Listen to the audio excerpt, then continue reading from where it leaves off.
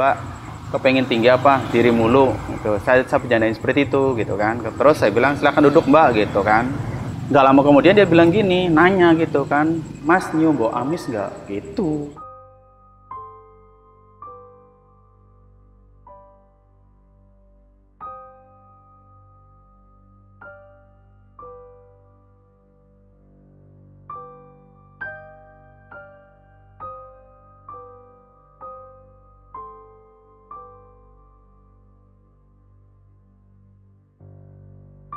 Assalamualaikum warahmatullahi wabarakatuh. Balik lagi telusur bareng gue Jonaria. Saat ini gue berada di kawasan Jakarta Timur dan gue bakal bertemu dengan seorang narasumber yang berprofesi sebagai penjual nasi goreng. Jadi kepada tim telusur, hari ini Bang Irfan akan menceritakan kejadian mistis yang pernah dialaminya pada saat dia berjualan.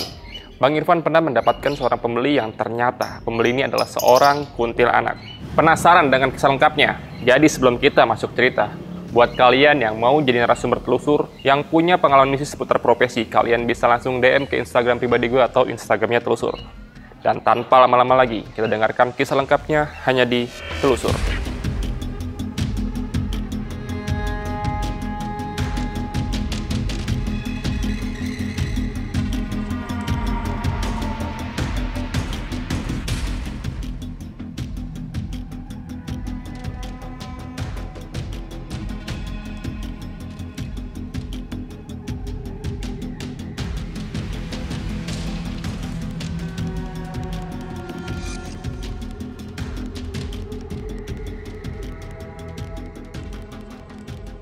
Halo Mas Irfan. Halo juga Mas. Gimana kabarnya Mas Irfan? Alhamdulillah sehat. Sehat ya? Sehat. Sibuk apa nih sekarang nih Mas Irfan nih, selain dagang nih? Selain dagang, saya ini ngajar. Ngajar Ngajar, juga. iya betul. Ngajar di mana Mas? Ngajar di daerah Ramadjati, di SMP ya. Oh di SMP. SMP, iya. Mata pelajarannya apa Mas? Saya ngampu bidang bahasa Indonesia. Oke, guru bahasa Indonesia Iya, ya. betul. Berarti yang ini Budi, ini Bapak Budi gitu. Iya. Cuman itu dulu ya. Itu zaman bahula sekali. Kalau sekarang beda. Ini Tuti. Mas Irfan ini dagang nasi goreng udah berapa lama Mas? Dulu lulus SMP di tahun 99, saya langsung merantau. Pertamanya di Bandung. Di Bandung cuma dapat 3 bulan karena kebetulan kan almarhum bapak jualannya di Jakarta. Akhirnya saya berdua waktu itu, saya sama kakak saya akhirnya disuruh datang ke Jakarta. Ya udah, dari tahun 99 bulan September, saya masih ingat banget itu bulan September baru ke Jakarta sampai sekarang. Sampai tahun 2023. Ya? Iya. 30 tahun lebih ya Mas ya? Hampir ya, kurang lebihnya hampir 30 tahun. 99 24 lah ya. 24 ya. 24 tahun nih. Hampir 30 tahun ya Mas. Iya, benar. Awal ke Jakarta itu Mas Irfan dagang di daerah mana? Saya masih di daerah sini, ini daerah wilayah Kampung Baru, cuman dulu di mana, nggak jauh dari tempat yang sekarang ini, tempat yang mempertemukan saya dengan seorang makhluk itu ya, itu. Dengan sosok yang bakalan kita ceritain nanti. Ya, betul. Nah kalau untuk Mas Irfan dagang itu keliling atau mangkal sih sebenarnya? Saya sih langsung mangkal, nggak keliling karena dulu memang apa ya, orang tua itu mewariskan ke kita itu, ke kami ya, nggak boleh jualan boleh, tapi harus punya harga diri. Artinya ya jangan sampai keliling lah. Kita walaupun jualan capek, tapi jangan dibikin capek sama kitanya sendiri, dalam artian harus yang punya wibawa itu ya mangkal setidaknya. Jadi intinya saya ambil kesimpulan dari omongan almarhum sih, kalau bisa uang yang nyari kita, jangan kita nyari uang. Intinya seperti itu. Iya. Tapi gerobaknya didorong? Enggak. Oh, Gerobak mati aja? paten ya, bahasanya tuh paten gitu. Paten. Nggak pernah didorong, nggak pernah apa. Tetap di situ aja. Nah, kalau untuk jualannya nih Mas, dari jam berapa sampai jam berapa? Saya mulai buka itu, prepare itu dari jam setengah 5. Dari setengah 5 sampai jam 12 malam itu tutup. Udah pasti jam 12 malam itu tutup karena saya juga punya kegiatan yang lain ya, selain dagang itu tadi yang apa namanya, saya ini kebetulan punya kegiatan ngajar gitu. Itu aja. Berarti paginya ngajar, pulang ngajar langsung dagang terus. Iya, ya? betul. Luar biasa nih Mas nih. Kalau dulu nih awal-awal Mas datang ke Jakarta itu harga per porsinya berapa Mas? Dulu masih 2.500 per porsi, 2.500 di tahun 99 ya, 2.500. Kemudian naiknya pun ada agak sedikit apa ya? Mau naikin harga 3.000 itu kita ngikutin kayak harga di mall. Jadi naikinnya itu 2.999 gitu. Jadi kan orang mana nggak ada satu perak gitu, nggak ada uang kembalian satu perak, harinya mereka ya udah bayarnya 3.000. Kita pakai taktik itu aja sebetulnya. Marketingnya bagus banget. Iya gitu.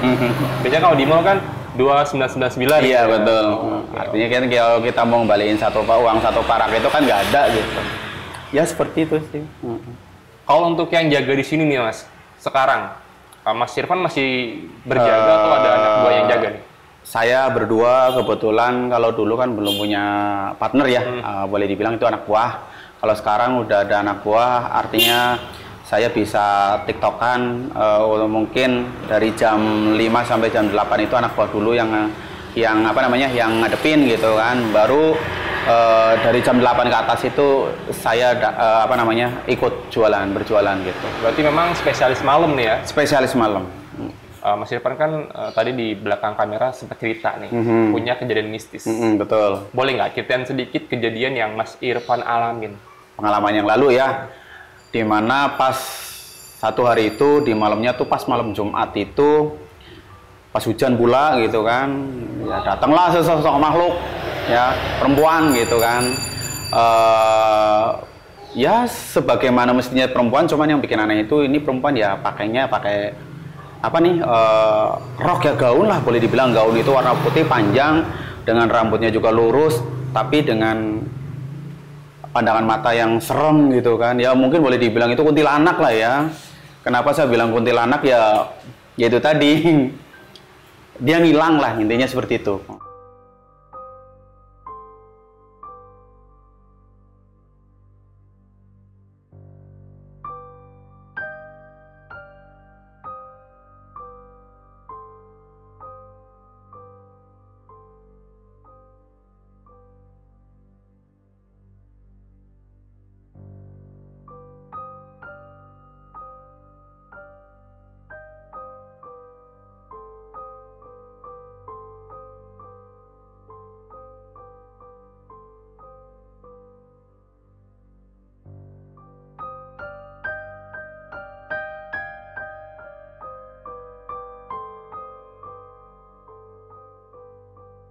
Oke, Mas Irfan, udah malam nih Mas. Kita udah ngobrol lama banget tadi di tempat dagangannya Mas Irfan, Mas ya. Ya. Sekarang saya pengen denger secara lengkap nih kejadian yang Mas Irfan alamin tuh seperti apa Mas ceritanya Mas? Kalau bicara kejadian, mungkin saya dari awal dulu ya.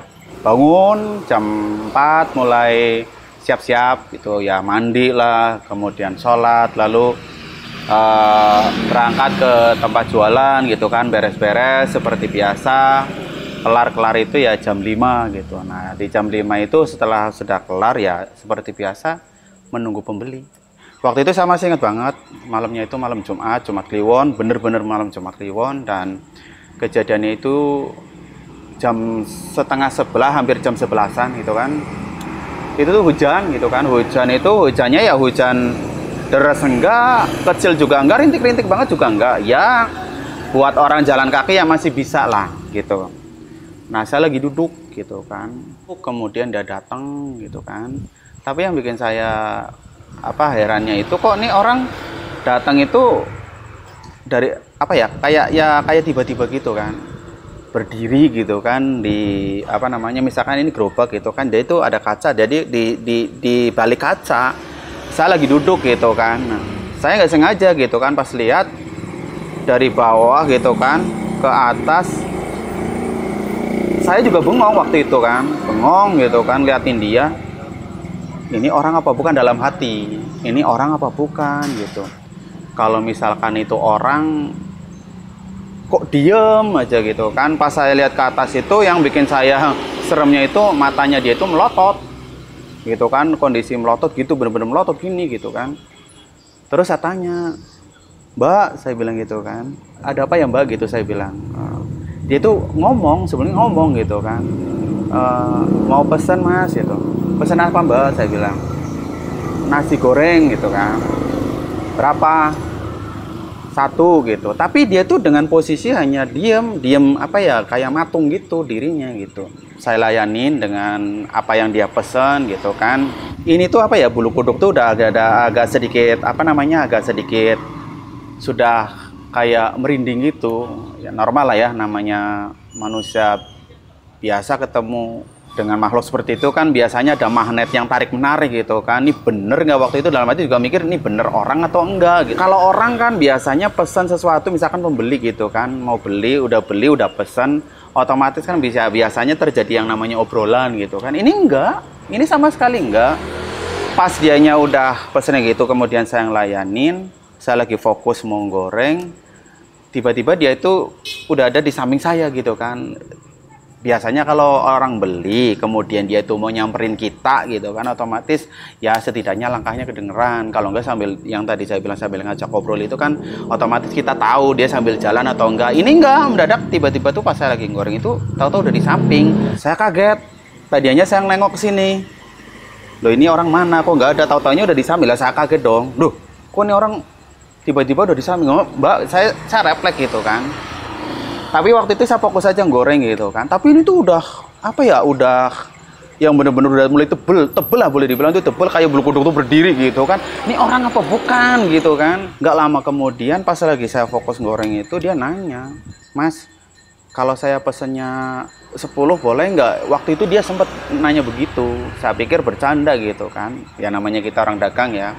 Terus saya bercandain balik gitu kan. "Jangankan 10, Mbak. Satu aja dilayanin," saya bilang gitu. Nah udah gitu nggak lama kemudian beneran Mas gitu. Loh ya beneran lah Mbak, emang kenapa, saya bilang gitu. Nah terus dia diem.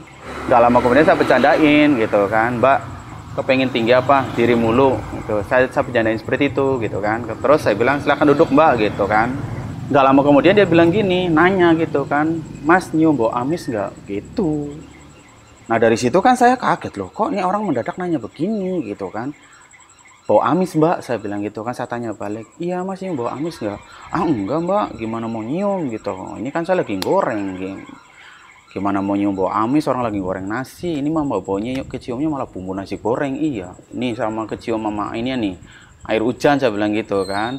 Dalam hati kalau memang misalkan dia nanya masalah katanya bau amis itu kan pasti kan orang namanya lagi goreng kena bumbu ya nggak mungkin kecium gitu kan. Tapi dalam hati saya ini, saya udah nggak ini lagi, agak sedikit kurang fokus juga goreng gitu kan, dak-dikduk aja gitu. Tapi saya berusaha untuk positive thinking aja, mungkin ini orang hanya nanya sebatas nanya gitu kan. Nah nggak lama kemudian dia itu duduk. Tapi Mas yang bikin saya kaget itu, saya fokus goreng. Biasanya kalau orang mau duduk itu kan kelihatan ya, itunya ngelangkah gitu, duduk gitu, terus bangku misalkan itu bunyi gitu ditarik. Ini enggak. Pas saya lagi goreng fokus ngeliat apa yang nasi digoreng itu, dia tahu udah duduk aja, posisinya udah duduk. Lah saya kaget loh, kok ini orang udah duduk aja gitu kan. Ya udah, akhirnya pas sudah selesai saya sajiin itu nasi goreng. Ini Mas yang bikin saya yakin, itu waktu itu sadar, bener-bener sadar bahwasanya antara ini beneran, ini bukan orang gitu kan. Saya lihat dia itu duduknya kan begini, meja gitu kan, tapi dengan selonjor gitu, kakinya bukan kakinya nyelonjor ya, nggak kelihatan kakinya, tapi kelihatannya cuman gaunnya aja gitu kan. Nah tapi tangannya begini, nah dipakai gaunnya kan segini sampai sepanjang lengan ini kan. Nah ininya kelihatan putihnya tuh putih pucat, bener-bener putih pucat. Nah dari situ saya udah mulai, aduh ini mah udah nggak bener gitu kan. Saya sadar tapi kayak dikuasain sama dia gitu. Gimana sih namanya kita ketemu makhluk seperti itu kan, walaupun kita sadar, katanya alam bawah sadar kita ini sama dia kan, dikuasain, dipegang sama dia gitu, dikendaliin gitu kan. Saya tuh nggak inget apa namanya ada tetangga gitu kan. Kalau inget kan pasti saya gedor. Itu tilangnya nggak inget. Di depan tempat jualan saya ini kan pangkalan ojek, biasanya rame, bukan karena hujan ya, biasanya rame. Kadang juga ngumpul ada 5-8 orang, 10 orang gitu kan. Ini dilalah malam itu tuh nggak ada sama sekali. Dan biasanya pulangnya jam 1, jam 2 malam, biasanya pada ngumpul. Ini jam 8, jam 9 itu udah nggak ada. Dari jam 8 sampai 9 itu udah nggak ada orang. Udah, akhirnya saya sendiri di situ gitu kan. Nah nggak lama kemudian itu, jam 11 itu kejadiannya, jam setengah 11 sampai jam 11-an itu. Saya keluar gitu kan, keluar duduknya tuh nggak di tempat jualannya. Saya duduknya tuh di itu pangkalan ojek, kebetulan kan yang depan itu pangkalan ojek, saya duduk di situ. Tapi duduk saya itu duduk yang apa ya namanya ya, yang masih kayak ngerasa percaya nggak percaya, kemudian juga rasa kayak takut gitu kan. Nah pas saya duduk, ini kan gerobak kayak kebuka gini kan, kebuka ada kayak ada apa sih lubang lah ya. Nah terus saya sambil nengok begini nih, ini orangnya masih ada apa enggak gitu kan. Pas saya tengok kok ada tapi nggak kelihatan kakinya, yang kelihatan tuh gaunnya gitu kan. Bener-bener nggak kelihatan kakinya, cuman gaunnya aja yang pas saya tengok begini gitu kan, dari bawah itu kolong gerobak itu. Soalnya kan itu gerobak saya itu, kenapa saya bisa nengok dari situ, karena gerobaknya agak tinggi, kolongnya juga agak lebar gitu kan, kelihatan kalau misalkan orang itu duduk atau apa itu mejanya kan kelihatan gitu kan. Saya lihat kok masih ada gitu. Yang bikin saya heran memang itu tadi, yang kakinya nggak ada yang kelihatan, cuman gaunnya aja gitu.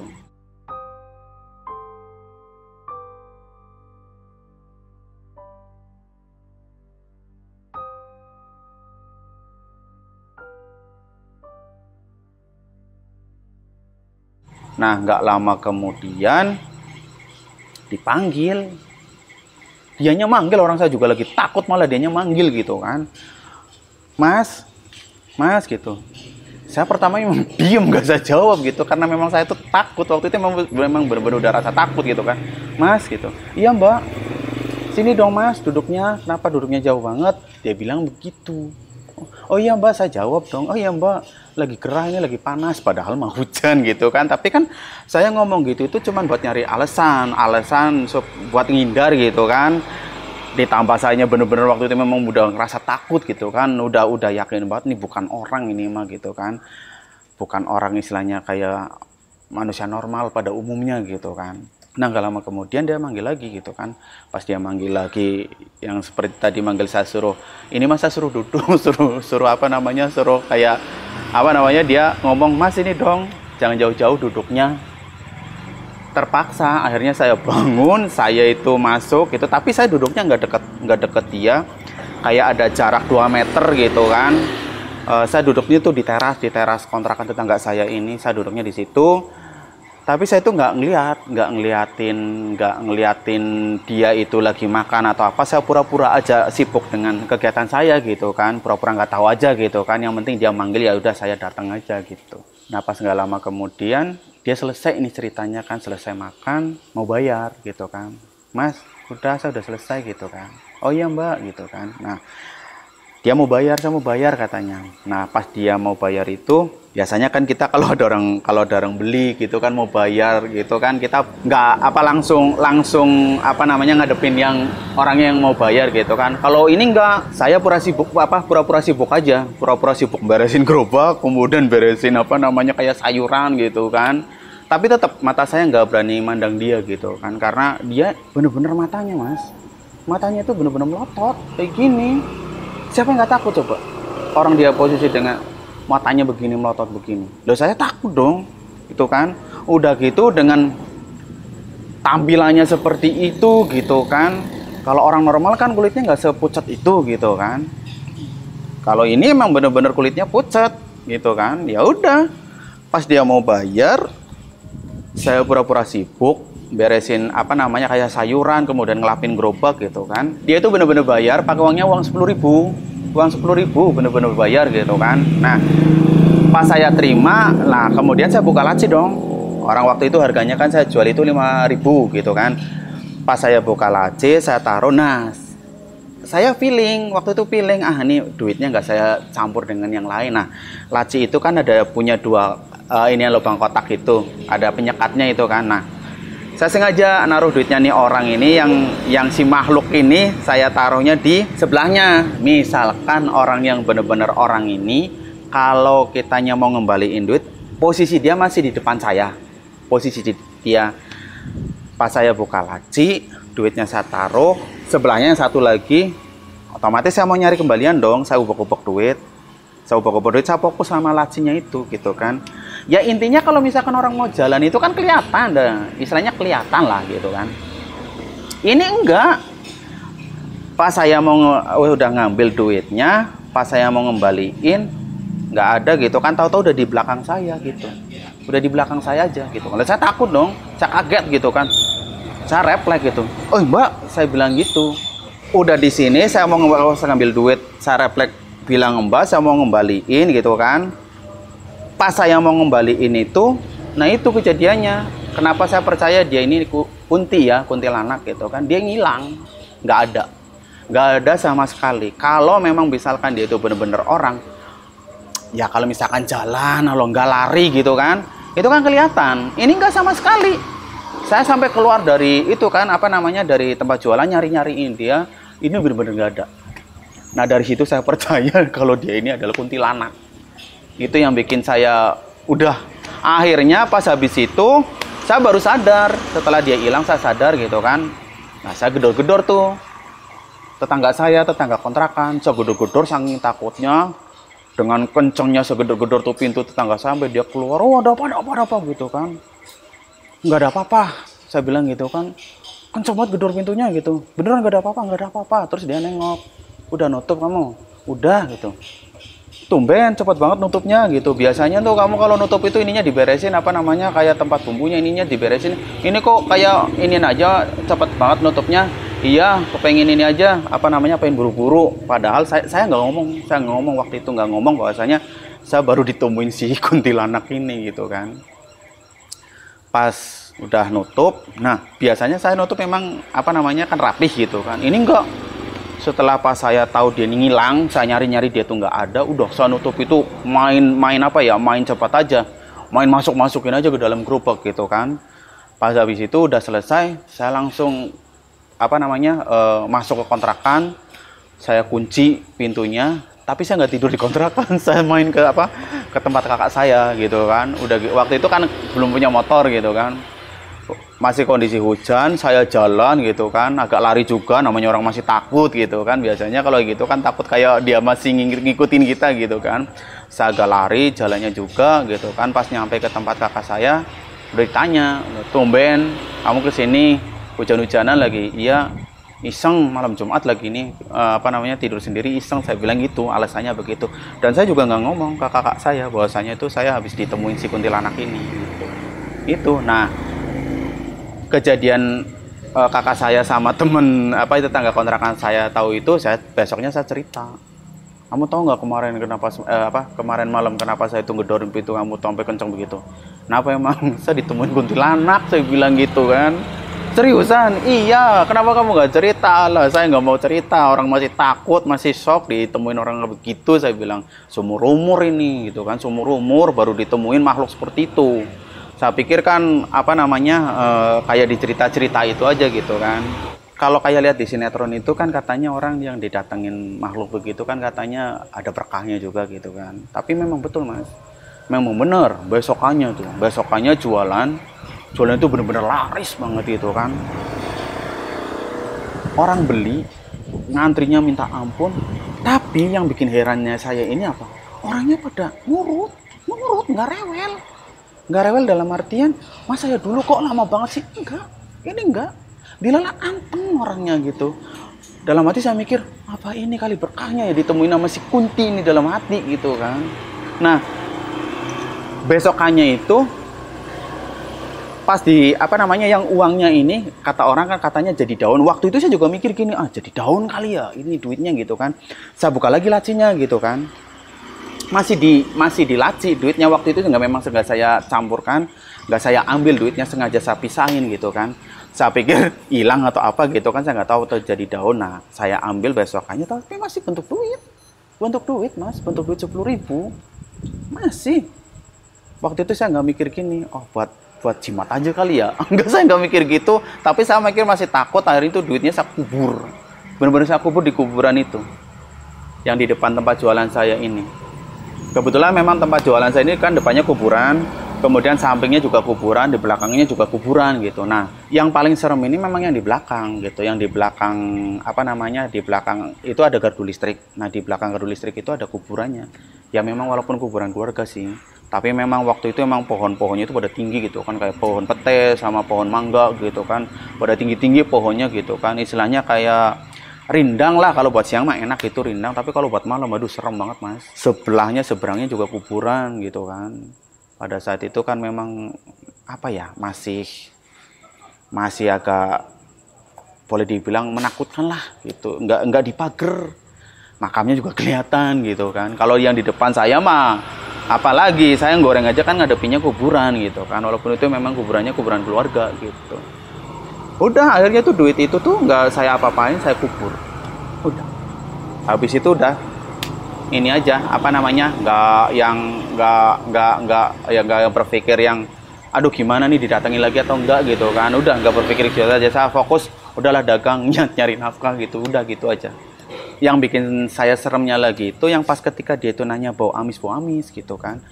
Nah setelah dia makan, pas dia mau bayar, udah bayar, pas ini hilang gitu kan. Nah nggak lama kemudian saya nutupnya itu buru-buru itu, saya ambil dong piring itu gitu kan. Nah di piring itu ada lendirnya tuh warna hijau. Memang saya cium juga baunya bau amis, dalam hati mungkin ini kali yang ditanyain sama si Mbak Kunti ini gitu kan, yang kata dia itu nyium bau amis. Ternyata dia tuh ninggalin apa ya, lendirnya warna hijaunya tuh hijau apa ya, mohon maaf ya, kayak hijau kotoran itu sapi. Lendir, ini mah lendir warnanya hijaunya hijau butak kayak kotoran sapi itu. Nah itu mungkin itu yang ditanyain, mungkin dia tuh pas nanya mas nyium bau amis nggak itu. Tapi memang pas saya cium juga memang bau amis. Udah nggak saya apa-apain, saya buang juga sih sebetulnya tuh piringnya. Kalau untuk sosok kuntilanak yang datang menemui Mas Irfan nih, ini kenapa di lokasi itu bisa ada kemunculan sosok ini mas? Pernah ada informasi apa gitu tentang latar belakang si sosok ini? Kalau kenapa bisa, kita nggak tahu juga ya. Maksudnya namanya makhluk seperti itu kan kita nggak bisa ngeduga istilahnya dia mau datang jam berapa, kapan, itu kan kita nggak tahu. Kalau misalkan untuk daerah situ kenapa bisa ada itu, mungkin orang penasaran. Biasanya kan ada yang bilang itu orang hamil gitu kan, hamil meninggal gitu. Ini nggak sama sekali, nggak ada cerita itu. Orang saya lama kok di situ, jadi nggak pernah yang namanya dengar ada yang meninggal perempuan gitu, hamil karena setelah melahirkan tuh nggak. Tapi waktu itu memang saya percayanya itu ya karena daerah tempat jualan saya ini kan dikelilinginya kuburan. Itu aja. Percayanya cuma itu aja. Kalau memang misalkan ada yang cerita-cerita itu nggak pernah saya dengar untuk cerita orang itu katanya yang yang orang meninggal habis melahirkan tuh nggak pernah gitu. Berarti memang timingnya aja kali ya? Iya, mungkin apakah dia lagi iseng gitu kan, ataukah mungkin dia kasihan gitu ngelihat saya gitu kan, duduk sendiri gitu kan, jualannya mungkin lagi sepi gitu kan, ditambah hujan pula gitu, akhirnya dia datang ke saya gitu kan. Gitu. Karena terbukti ya? Iya. Setelah kejadian mas ketemu dengan sosok kuntilanak ini, dagangan mas tuh besoknya laris. Iya, bener banget itu mah, bener. Setelah ditemuin itu tuh ya jualannya tuh bener-bener laris. Itu yang ngantri yang tadinya mungkin orang nggak sabaran gitu kan, tapi kok ini orangnya pada nurut gitu kan, nurut sabar gitu, ngantrinya tuh pada sabar gitu, dilalah gitu. Dalam hati saya bilang wah berkah ini gitu. Terima kasih banyak ya Mas Irfan ya. Sama-sama Mas. Sudah mau berbagi pengalaman yang menyeramkannya. Bertemu dengan sosok kuntilanak ya Mas ya. Wah itu luar biasa banget tuh. Aduh jangan sampai ketemu ketemu lagi gimana mas? Gak mau. Enggak. Kali aja dia mau membawa hoki lagi part 2 gitu. Enggak ada. Kalau ini saya nggak mau ada part-partan, cukup sekali aja. Dari saya cuma bisa mendoakan supaya dagangan yang sekarang ini laris manis. Amin. Terus juga di pekerjaan Mas Irfan yang sebagai seorang guru ini lancar-lancar aja ya Mas ya. Amin. Bisa nanti bisa jadi kepala sekolah, kepala yayasan. Kalau negeri nggak ada yayasan ya, mentok kepala lainnya lah ya. Ya, bisa punya sekolah sendiri lah intinya. Waduh, amin. Doanya yang baik-baik aja nih mas, sebetulnya terkabul kan. Amin, tapi berat ya. Nasi gorengnya Mas Irfan ini kasih tahu dong mas, letaknya ada di mana nih? Sebetulnya kalau nasi goreng saya ini adanya tepat di daerah Kampung Baru. Kalau nama nasi gorengnya sih udah orang pada hafal itu nasi goreng Bang Irfan gitu kan. Nasi goreng Bang Irfan tempatnya di Kampung Baru, ya masuk Kelurahan Kelapa Dua Wetan sih. Kalau kecamatannya memang Ciracas. Tepatnya ya di daerah Kampung Baru ini. Kampung Baru. Kampung Baru. Jalan Raya Kampung Baru. Nasi goreng Bang Irfan nih? Iya, nasi Bukan goreng. nasi goreng kuntilanak. Oh, jangan. Oke, buat teman-teman yang di dekat sekitaran Ciracas ya, bisa langsung aja mampir ke nasi gorengnya Bang Irfan karena nasi goreng gilanya ini gila banget Bang Irfan. Oke, terima kasih banyak. Assalamualaikum warahmatullahi wabarakatuh. Waalaikumsalam warahmatullahi wabarakatuh. Thank you.